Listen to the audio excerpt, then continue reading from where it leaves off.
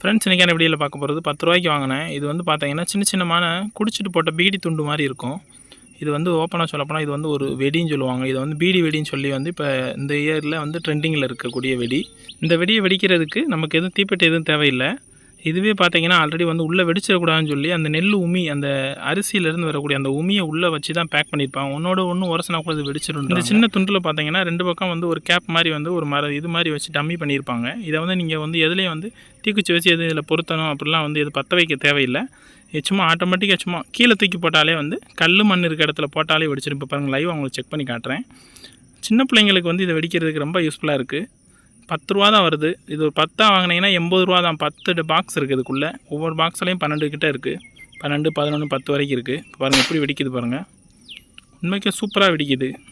உங்கள் வீட்டில் சின்ன பிள்ளைங்க ஏதாவது இருந்தாங்கன்னா இந்த மாதிரி வந்து சின்னதாக ஒரு 10 ரூபாய்க்கு இந்த மாதிரி வெடி வாங்கி கொடுத்தேன். ஈஸியாக வந்து நம்ம வெடிச்சிக்கலாம்.